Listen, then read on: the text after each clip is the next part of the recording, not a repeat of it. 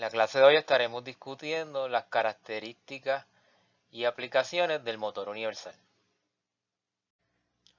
En esta sección del curso estaremos hablando sobre el motor universal. Y el motor universal, como dice su nombre, le llaman de esa forma porque puede operar tanto en DC como en AC, pero básicamente pues es un motor DC serie que está diseñado para operar en AC. Donde encontramos su uso en equipos electrodomésticos como lo son las aspiradoras, las licuadoras, taladros y ese tipo de equipo. En términos de su diagrama de circuito equivalente, pues todo está en serie. Él posee un embobinado de compensación, un embobinado serie y un embobinado de la armadura. No necesariamente están todos presentes, especialmente este de compensación que se utiliza para ayudar al motor en su etapa de arranque. Así que puede estar el motor solamente funcionando con el embobinado serie y el embobinado de la armadura. Y al igual que los motores DC, pues tiene un counter EMF, ¿verdad? Un voltaje inducido en el rotor. En términos de cómo luce nuestro motor universal del laboratorio, pues se vería de esa forma, ¿no? Tiene su embobinado de la armadura, el embobinado serie y el embobinado de compensación, y todo pues se conecta en serie, ¿verdad? Como vimos en el circuito anterior. Y puede tener, ¿verdad? El embobinado serie de la armadura nada más, o se le añade entonces el embobinado de compensación para que el motor mejore sus características de arranque. En esencia, el motor de universal funciona mejor en DC que en AC. Cuando vemos una gráfica de velocidad versus torque, podemos ver cómo la gráfica azul, que es el comportamiento bajo la fuente DC, es un poquito mejor que el comportamiento del motor en AC. Esto sería en términos de su característica de velocidad versus torque, ¿verdad? La regulación de velocidad. Si lo hacemos en términos de eficiencia, también vamos a encontrar que es un poco más eficiente operando en DC que operando en AC. Veamos unos ejemplos. Aquí tenemos un motor universal, 110 voltios, 60 Hz, 2 polos, opera 12.500 RPM a full load. El mismo requiere una corriente de 5 amperes, .74 power factor lagging, y nos dan los parámetros de los embobinados. En este caso solamente tiene conectado al embobinado serie con el de la armadura, así que nos dan las impedancias de ambos embobinados. Nos piden que calculemos el voltaje inducido en la armadura, el counter EMF, la eficiencia y el torque producido en el eje. Y lo primero que nosotros realizamos es el circuito equivalente de ese motor, todo en serie, ¿verdad? Tenemos los valores de la impedancia de bobinado serie, 0.5 más J 2.235, y tenemos la información del embobinado de la armadura, 5.2 más J 12.563 ohmios. Y nos dieron también la información de la corriente, que es 5 amperes a .74 power factor lagging. Convertimos eso a polar, el ángulo del coseno inverso del power factor, y lleva un signo negativo porque es lagging la corriente con respecto al voltaje, que siempre es ángulo cero a menos que digan lo contrario. Entonces el counter EMF pues básicamente se consigue cuando hacemos un KVL en el lazo del circuito. Así que haciendo un KVL en ese lazo nos tenemos menos 110 más, podemos hacer la combinación, ¿verdad?, de estas dos impedancias que están en serie, combinando la parte resistiva con resistiva e imaginaria con imaginario, y eso nos da entonces una impedancia total de 5.7 más J 14.798. Y que 110 menos la caída en esa impedancia, que es la impedancia por la corriente. 5 ángulos de menos 42,27.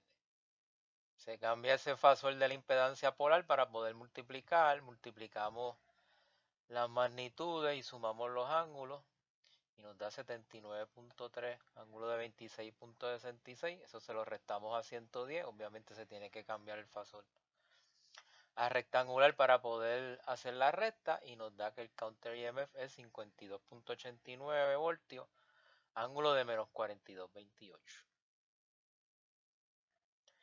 Si queremos calcular la eficiencia, la fórmula de eficiencia es P out entre Pin como siempre. En la entrada pues tendríamos que usar la fórmula de la potencia aparente o potencia compleja, V in por I conjugado. Tenemos toda la información, conjugamos la corriente, multiplicamos por 110 y eso nos da 550 voltiamperes, ángulo de 42,27 grados. Pero esto lo queremos en rectangular para obtener el valor del Pin. Se cambia a rectangular y nos queda, ¿verdad? 407 watts más J370 bar. Así que esto es el Pin y esta sería la Q. Aquí lo que nos interesa, ¿verdad? Es el Pin, que es 407 watts, el que vamos a usar. La potencia de salida entonces sería el potencia de entrada menos las pérdidas, y las pérdidas ocurren en la resistencia, ¿verdad?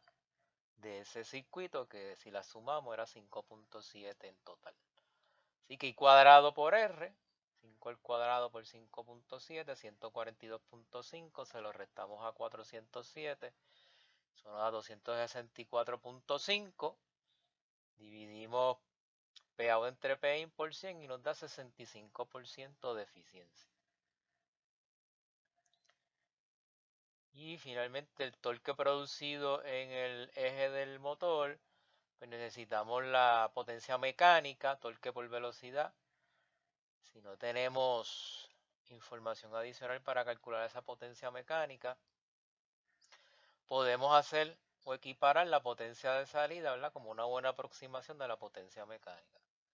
Si ya la habíamos calculado en el paso anterior, 264,5 dividido entre 12.500 RPM, convertimos esos RPM a radianes por segundo para que el torque nos quede en newton metro, y eso nos da 0,2 newton metro de torque. Sería este ejemplo de motor universal. Tenemos otro ejemplo parecido al anterior. Tenemos un motor universal de 120 voltios, 60 Hz, 2 polos, que opera a 10.000 RPM a full load. Requiere una corriente de 2,5 amperes a 0,85 power factor lagging. Los parámetros de la bobina de serie y de la armadura. Tenemos las dos impedancias. Calcular circuito equivalente, el counter EMF, el torque en el eje del motor, la eficiencia en AC y la eficiencia del motor operando en DC.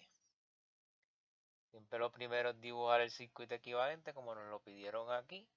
Tenemos las bobinas de el bobinado serie y la armadura, ¿verdad? La impedancia 1 más J2 y 5 más J10. Tenemos la corriente, cambiando el 0,85 power factor lag, el coseno inverso de 0,85 nos da 31,79, negativo porque es lagging, así que la corriente en el circuito sería 2,5, ángulo de menos 31,79. Nuevamente nos piden que calculemos el counter EMF, pues hacemos un KVL en el lazo. Para simplificar la cosa, juntamos entonces las impedancias que están en serie, parte real y parte imaginaria, y nos da 6 más J12. Eso multiplicado por la corriente, ¿verdad? Obviamente hay que cambiar este fasor de rectangular a polar para poder hacer la multiplicación.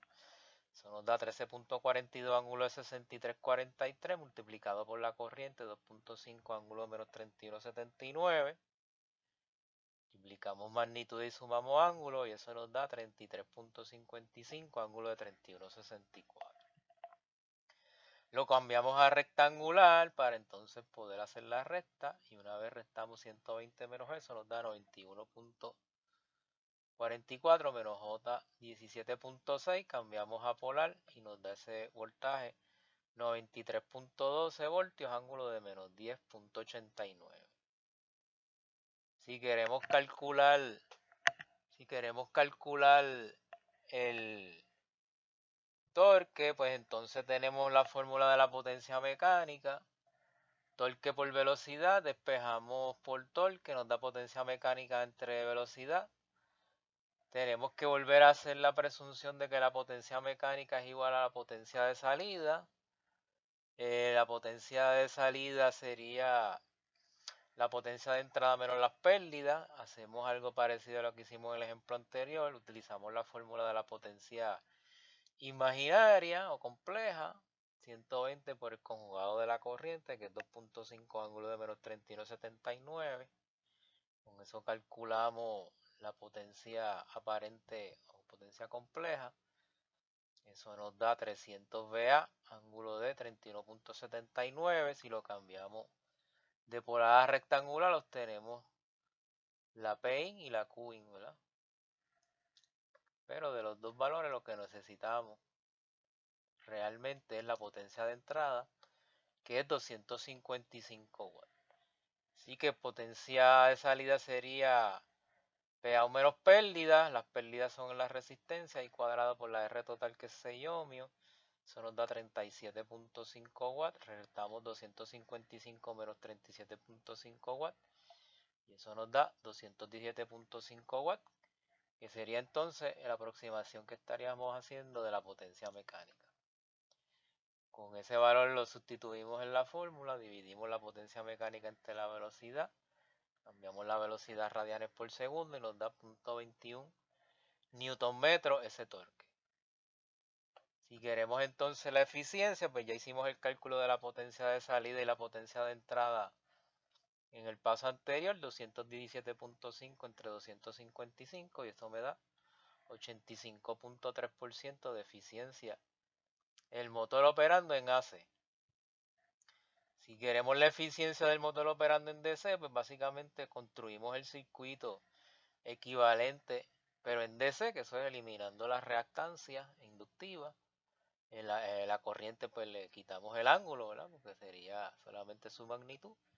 Y el circuito a analizar sería ese, quiere decir que la potencia de entrada sería el voltaje por la corriente, 120 por 2.5, 300 watts. La pérdida, ¿verdad? O la potencia de salida será la potencia de entrada menos las pérdidas, que son las mismas que en AC, pues se pierden las mismas resistencias, y cuadrado por R total, 2.5 al cuadrado por 6, 300 menos 37.5, y eso nos da 262.5 watts.